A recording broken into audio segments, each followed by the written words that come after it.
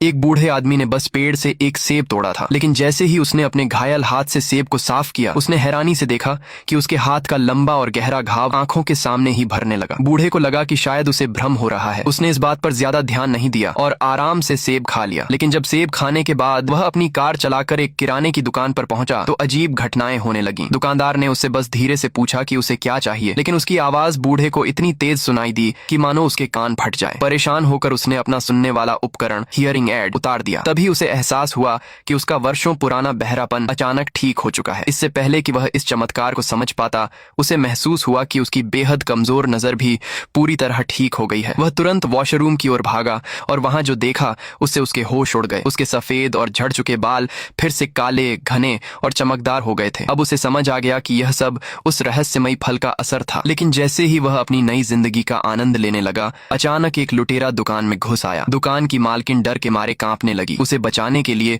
बूढ़े ने लुटेरे को समझाने की कोशिश की कि वह सही रास्ते पर लौट आए, लेकिन उसकी बात सुनकर लुटेरा और गुस्सा हो गया और उसने बंदूक तानकर उसे चुप रहने की धमकी दी। ये देखकर बूढ़ा भी भड़क उठा। उसने पास रखा एक डंडा उठाया और पूरी ताकत से लुटेरे के सिर पर दे मारा। लुटेरा जवाबी हमला करने ही वाला था कि बूढ़ा बिजली की गति से उसके पास पहुंचा और उसका हाथ जकड़ लिया। लुटेरे ने पूरी ताकत लगाई, लेकिन उसकी पकड़ से छूट नहीं पाया। इसके बाद बूढ़े ने एक जोरदार मुक्का मारा और लुटेरा जमीन पर गिर पड़ा। अब उसे यकीन हो गया कि उस रहस्यमयी फल ने उसके शरीर को असाधारण शक्ति दे दी है। उस दिन के बाद उसने रोज उस विशेष फल को खाना शुरू कर दिया। धीरे धीरे उसकी ताकत, ऊर्जा और फुर्ती कई गुना बढ़ गई। वह हर दिन क्लबों और पार्टियों में जाने लगा। नाचना, गाना, मौज मस्ती करना और घंटों तक जागना उसके लिए बिल्कुल आसान हो गया। वह थकान नाम की चीज भूल चुका था। अपनी नई जवानी का आनंद लेते हुए वह लगातार उन फलों का सेवन करता रहा, लेकिन उसे बिल्कुल अंदाजा नहीं था कि उसकी यह रंगीन जिंदगी भविष्य की एक बड़ी त्रासदी की नींव बन रही है। एक दिन वह फिर से एक बार में मौज मस्ती कर रहा था। तभी एक खूबसूरत युवा लड़की उसके पास आई और उससे बातचीत करने लगी। वह हैरान थी कि 80 साल से ज्यादा उम्र का यह आदमी इतना जवान और ताकतवर कैसे दिख रहा है। बूढ़ा गर्व से अपना राज बताने ही वाला था कि अचानक उसका शरीर बुरी तरह कांपने लगा। सिर्फ 2-3 सेकंड के भीतर उसका पूरा शरीर फिर से बूढ़ा और कमजोर हो गया। यह देखकर वह बुरी तरह घबरा गया। वह दर्द से कराहता हुआ वॉशरूम में पहुंचा और आईने के सामने खड़ा हो गया। आईने में अपनी झुर्रियों से भरी बूढ़ी सूरत देखकर